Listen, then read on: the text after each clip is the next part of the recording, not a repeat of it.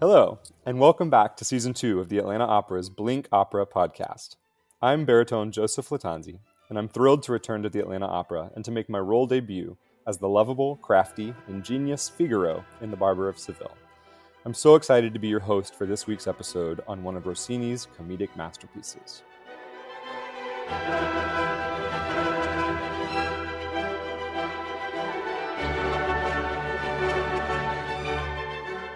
The Barber of Seville is a rare opera that has seeped into the cultural consciousness. Rossini's exciting music has been featured and used and parodied so many times that people who don't even know they know it know it. There are commercials from everything for Doritos to diapers that feature music from The Barber of Seville. But a few of my favorite pop culture examples worth looking up are, of course, The Rabbit of Seville, where Bugs Bunny gives Elmer Fudd a nice new haircut, an episode of Seinfeld where Jerry shaves Newman, a classic chase scene between Tom and a very different Jerry, and the opening scene from the movie Mrs. Doubtfire, where Robin Williams gives me a run for my money singing Figaro's aria.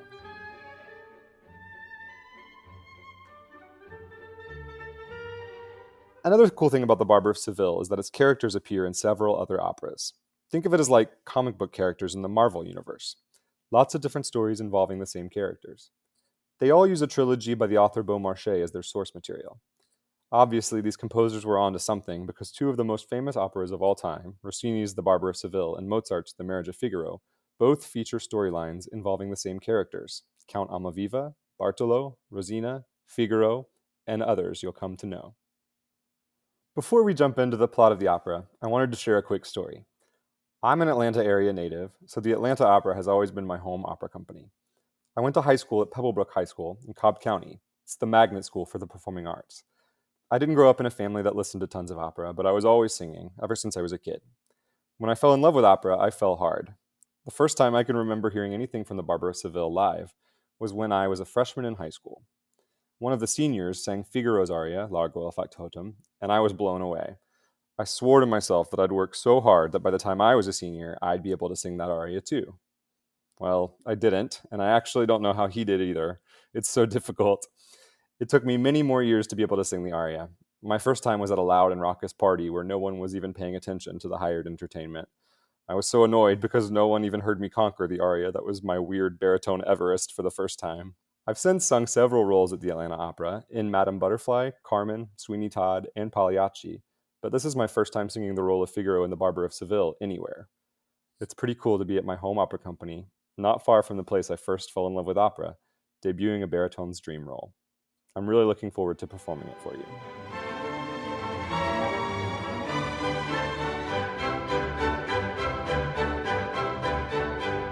All right, let's get into the plot of the opera. Act 1 opens in Seville just before dawn. The young, handsome, and stupidly rich Count Almaviva is outside of a house attempting to serenade the girl he has recently seen and fallen in love with, the beautiful Rosina.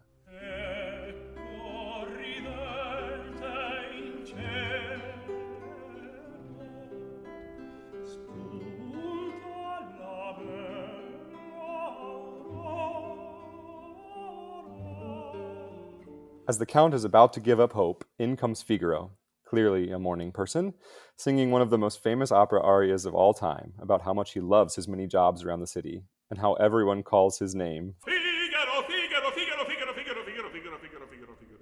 whenever they need anything. Figaro giù, pronto moltissimo, sopra il colmi di sole, poi dalla città, dalla città, dalla città, dalla città, dalla città. Figaro, a former employee of the Count, recognizes Almaviva and learns of his love for Rosina. Figaro reveals he just so happens to work in the house where Rosina lives, which belongs to Dr. Bartolo, an older man who plans to marry Rosina himself for her sizable inheritance. Rosina appears for a moment, and the Count takes his chance to serenade her.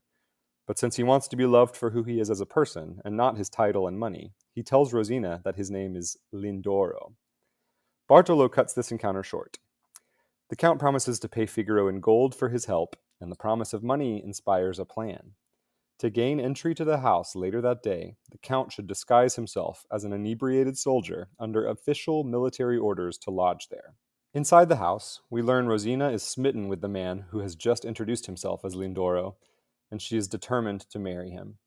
She sings Una voce poco fa, a show-stopping aria to express her feelings.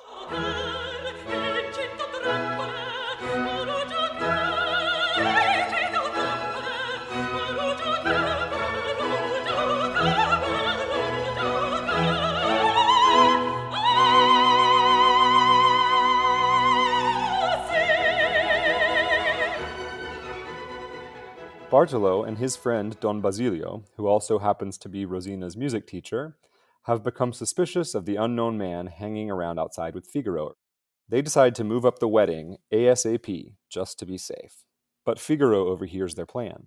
Rosina also saw Figaro with her Lindoro earlier, and she wonders if he'll help them get together. Figaro agrees, of course, and is blown away by how clever and crafty Rosina is. Dr. Bartolo is increasingly suspicious of Figaro's meddling, and he warns Rosina that he is too smart to be fooled by her. The Count arrives in his drunken soldier disguise to start off a quintessentially Rossinian sequence of chaotic events involving a sneezing maid, laundry lists, everyone outsmarting each other, and eventually even the police. The Count manages to avoid arrest, which stuns everyone into silence, except Figaro, who can only laugh.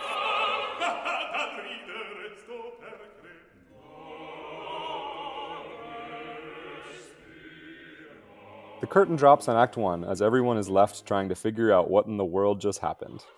You have to experience it in person. No one writes frenetic comical scenes like these quite like Rossini.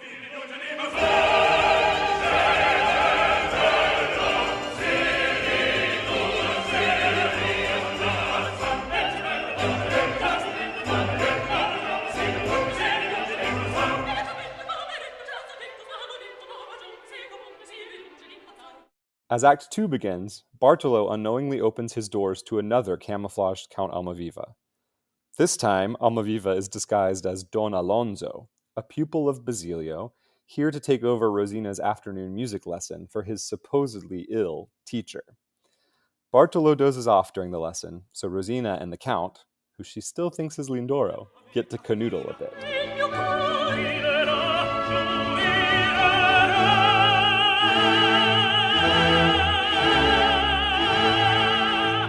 To buy the lovebirds more time together, Figaro arrives to distract Bartolo with a shave. The sly barber also manages to swipe a key to Rosina's locked balcony window so the lovers can escape and elope at midnight. Basilio, who turns up in perfect health, arrives just in time to incite more chaos. Bartolo realizes he's been tricked again and goes absolutely crazy in one of Rossini's zany and brilliant quintets.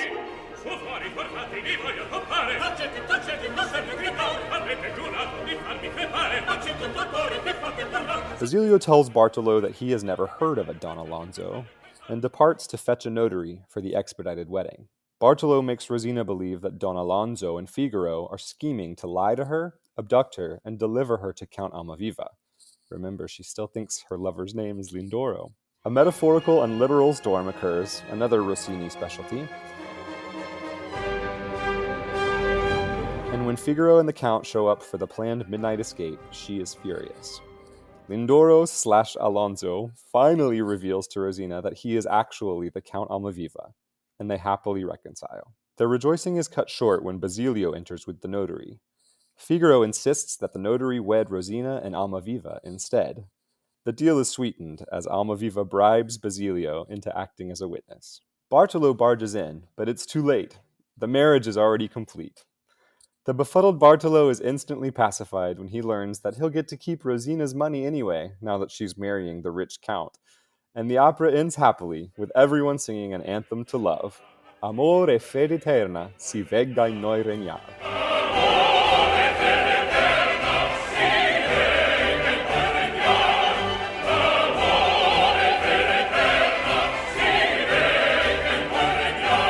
Thank you all for joining me on this week's episode of the Atlanta Opera podcast, BlinkOpera. With recognizable tunes, rapid-fire vocalism, and hilarious, ridiculous shenanigans, Rossini's The Barber of Seville is a comedic opera for all to enjoy. I'm baritone Joseph Lattanzi. Thank you for tuning in.